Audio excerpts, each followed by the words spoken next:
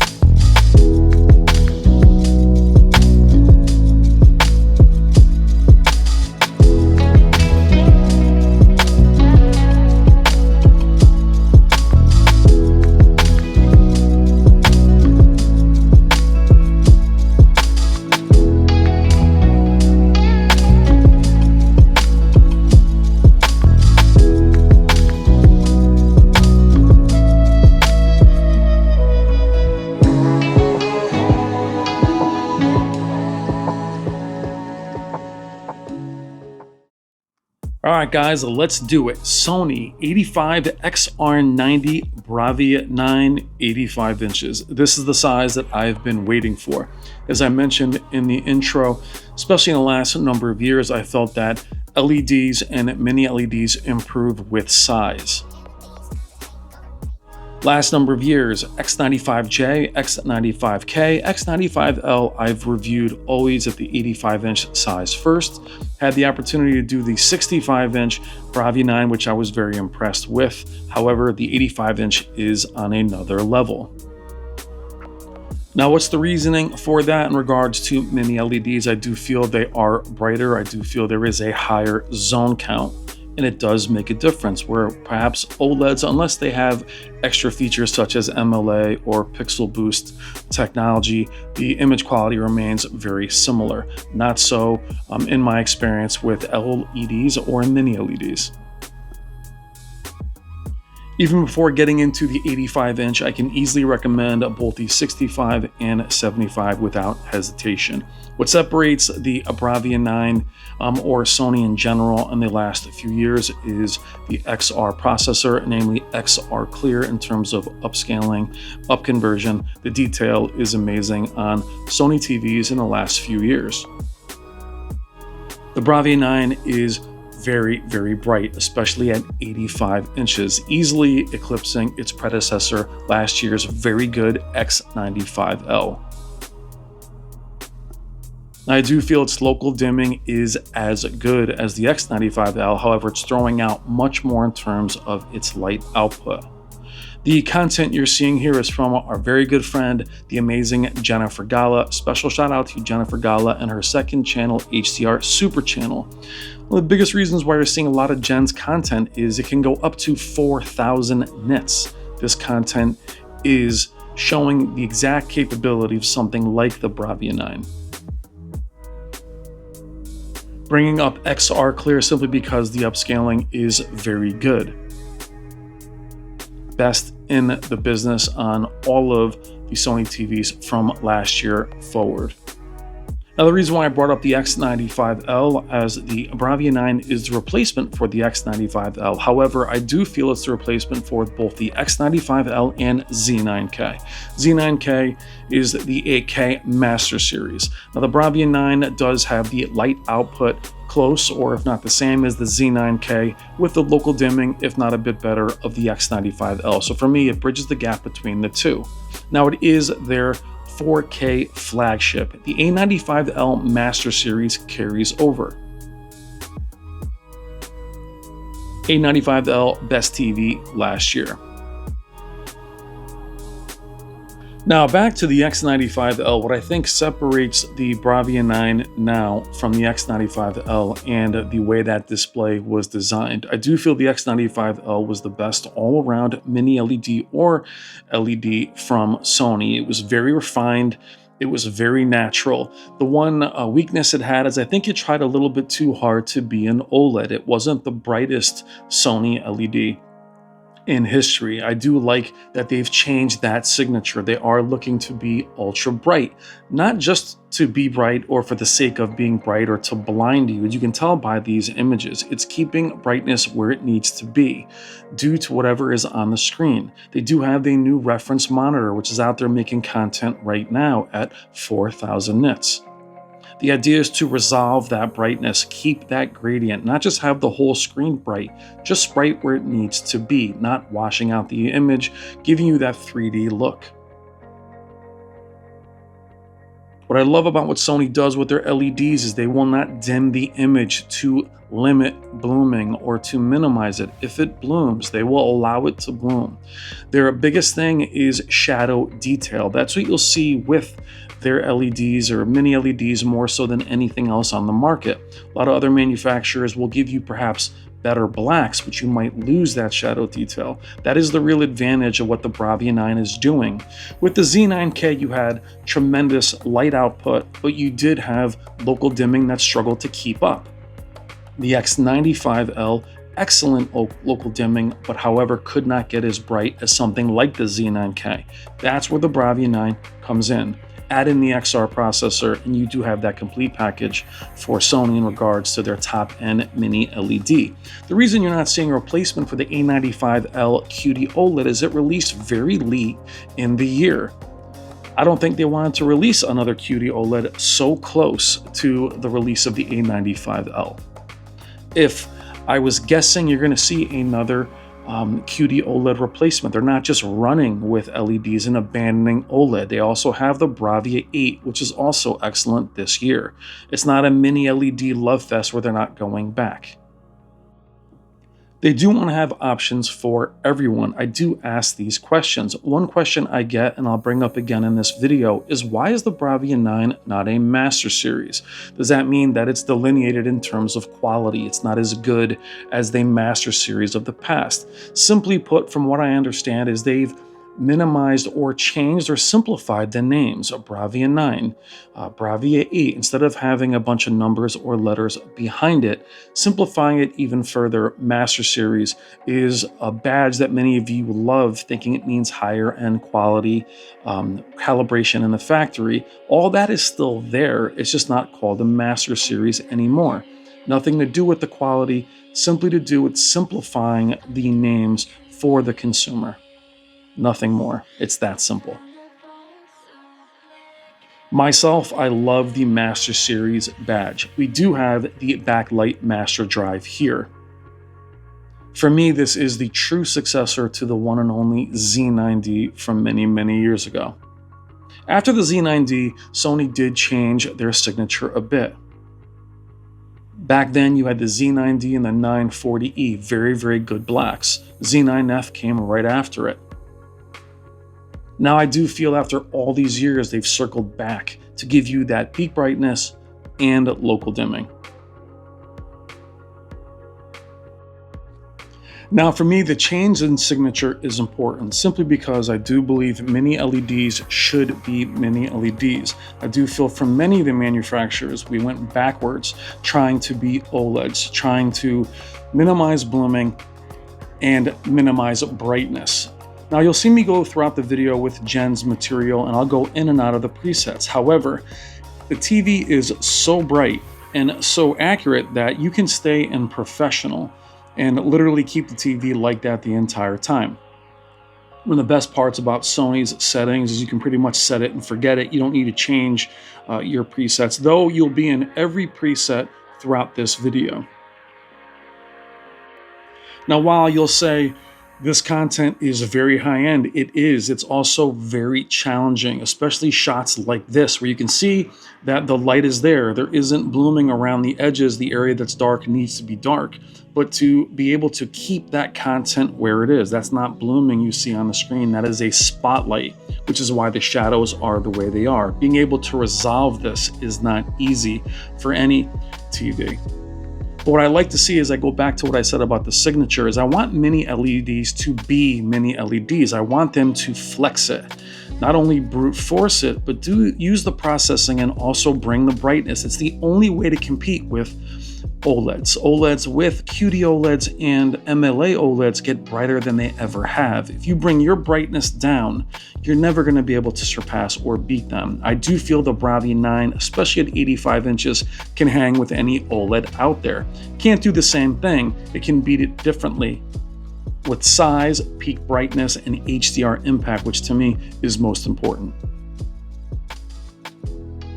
Special thanks to Robert Zone, Wendy Zone, and Leanne at Value Electronics for allowing me to pull an all-nighter at their store. They have the Bravia 9 allocation about a week and a half early at 85 inches. Please consider making your next AV purchase through them. Check the description below and let them know that Brian sent you. Will take great care of you. Robert and I actually watched a couple movies before I started filming, which was really cool to see how this TV performs. Now, the one thing that I'll say I don't love with their TVs this year, as far as the Bravia 9, is the reflection coating. You'll see some of that show up on the screen where it kind of spreads the light out. It looks like a laser across the screen. If you see anything on the screen, that's what it is.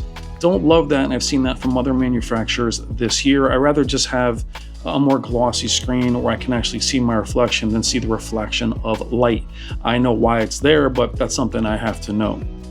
You'll see it show up from time to time. Now, I mentioned professional mode, which took the place of custom, which is their most accurate preset. What I love about professional, we saw that with last year's A95L, is while it is accurate and is the filmmaker's intent, and Sony's new moniker is bringing cinema home, it isn't flat or lifeless like a lot of filmmaker modes. It is very bright, has a lot of color to it. So the point is I could actually leave this entire video in professional and be fine. Custom was very much that way. However, from other manufacturers, I could not film this entire video for you in filmmaker mode.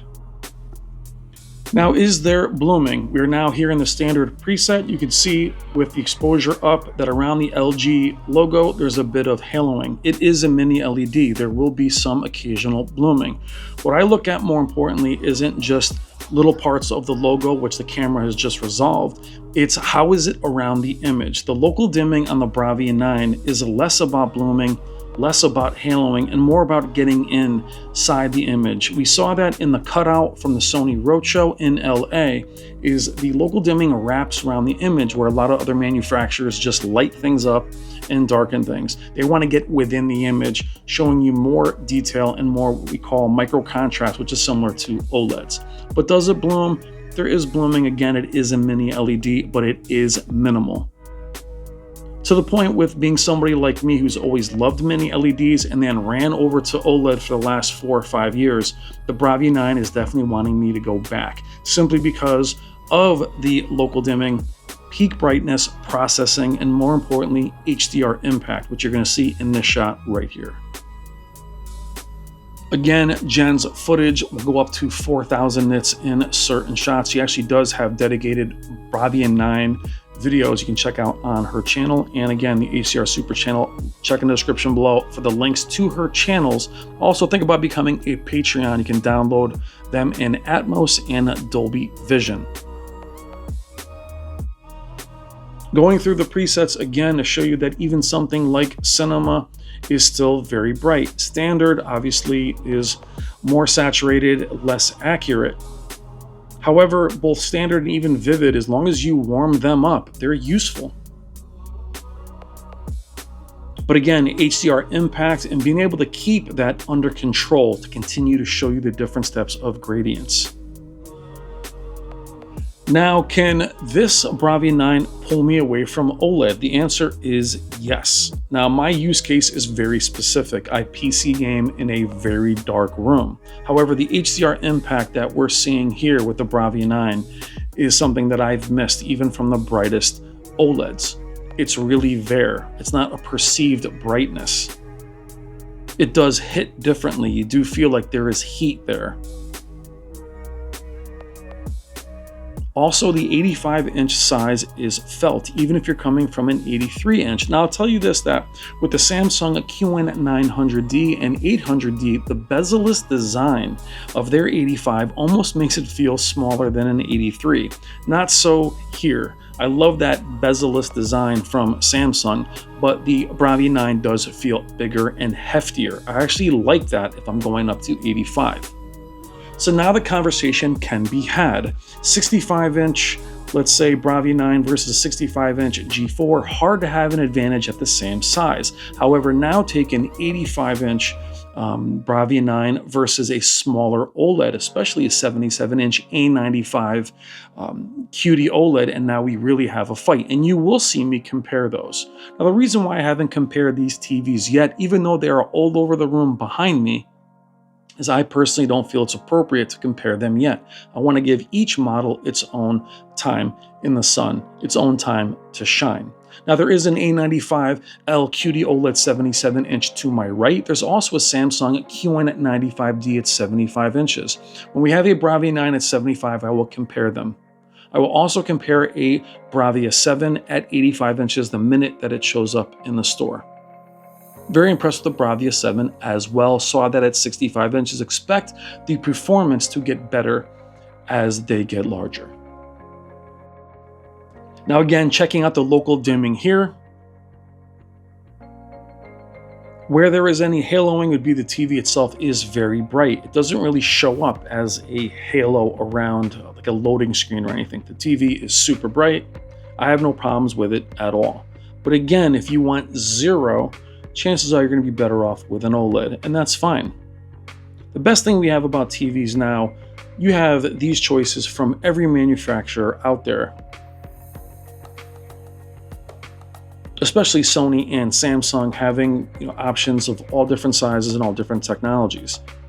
Many of you, again, feel, and I hear this a lot in the comments, that Sony's abandoning OLED. That is not the case, or they don't want to pay QD OLED or WOLED from LG or Samsung displays. That is not accurate. The Mini LED Bravia 9 was created primarily because they have a new reference monitor. There is movies being made with 4,000 nits in mind. This is there to accompany it. I promise you, or at least I'm guessing, you're going to see another QD OLED probably next year. Now, all that said, what are your thoughts? Let me know what you think about the Bravia 9. It's a very controversial TV this year. What I find fascinating is for many years, OLEDs were the disliked. They were the too expensive thing. They were too small, too expensive. And now that everyone kind of is liking OLED and feeling like this is the one and only, now that mini LEDs are back, but not just value mini LEDs, they are more intricate, they are high-end, you're getting pushed back the other way, and I completely understand it. I've been around since the plasma days and CRT, and I know how the technologies work. Let's talk about value.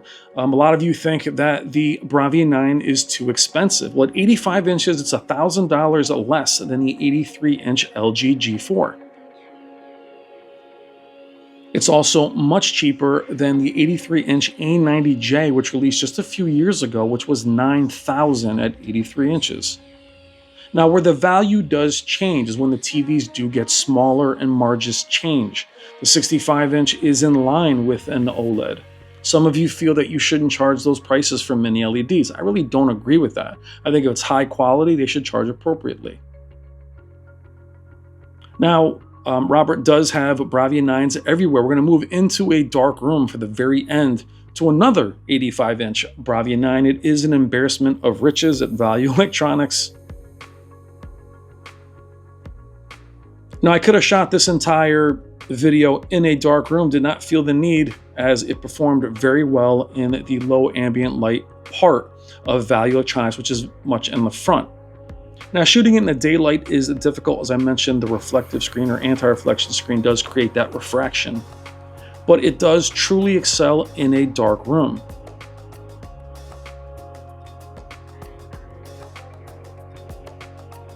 Now, for those of you that are wondering why these videos are so long, here is my goal. My goal is to showcase and show you what these TVs can do with the highest content available, to show you what they're capable of.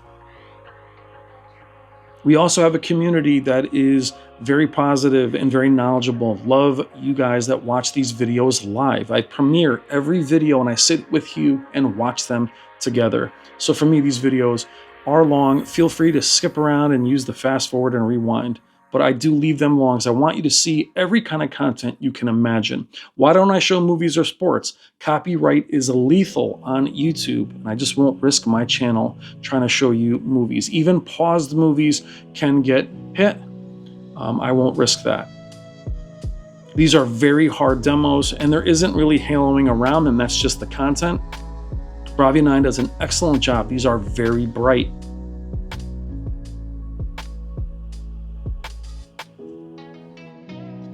Now, for those of you that have OLEDs, will you move to a mini LED? Mini LEDs are very much in favor right now as we're looking at massive sizes. The Bravia 9 does max at 85 inches, which I wish there was a larger sizes. Sony historically has had the X92 and the X90 at larger sizes, which is their entry to mid-high. I'd love to see their flagship get this kind of treatment. It would be unstoppable. OLEDs are maxed. Only LG has an 88-inch Z series, as well as their new G4 at $97. However, the prices of those TVs are $20,000, $25,000.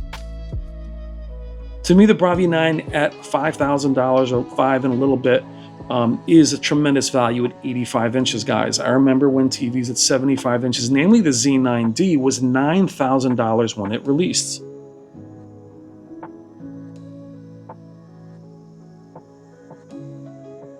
And as a mini LED fan or LCD fan from way back, seeing them get back to being bright and vibrant is so important and something that's going to draw me back. As we've mentioned in the past, whether it's been dimming the screen to compensate for blooming, that's not Sony's signature. However, Sony in the past would allow the blooming for shadow detail, which I didn't really like, which is why I ended up with OLED. These are hard demos. Very bright. Cannot hide blooming on them. The Bravia 9 does an excellent job. Jen's content is off the charts.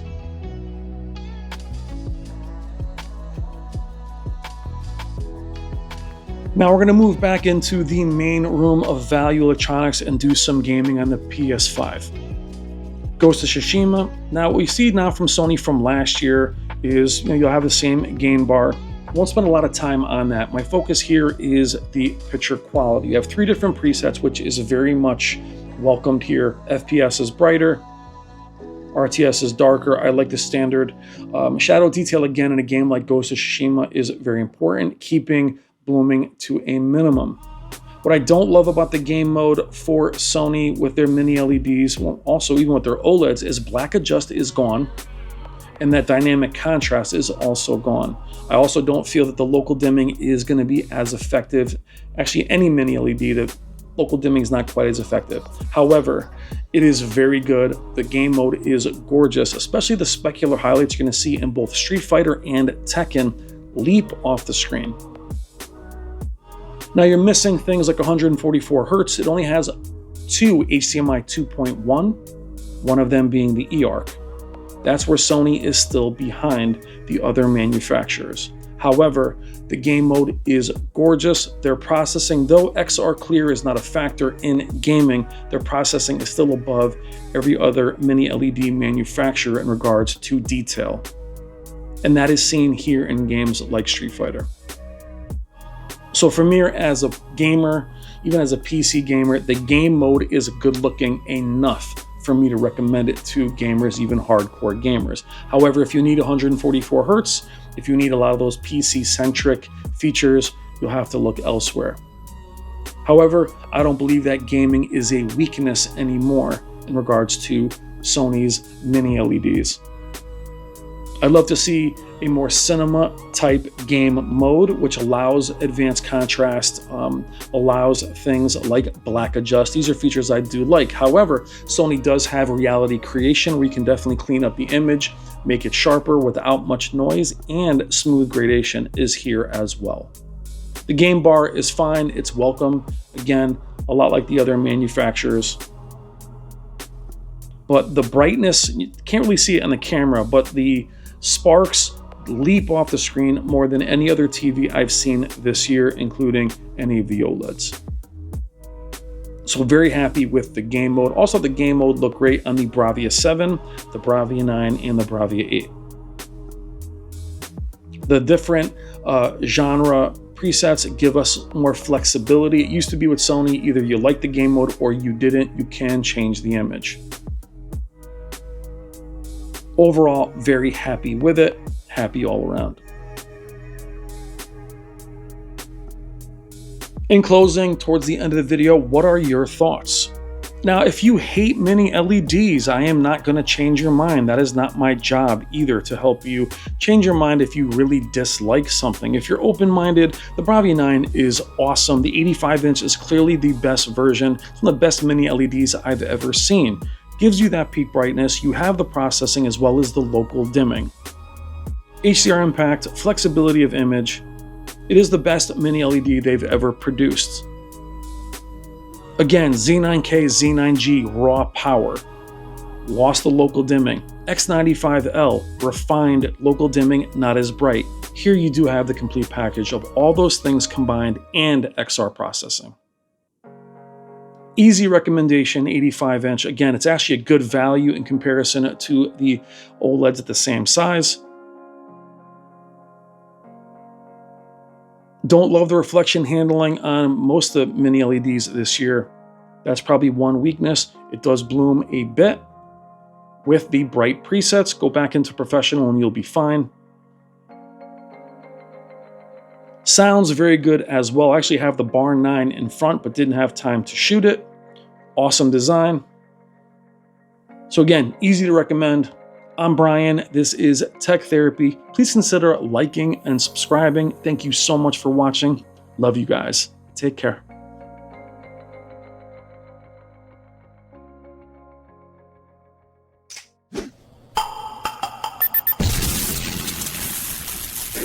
It's better to burn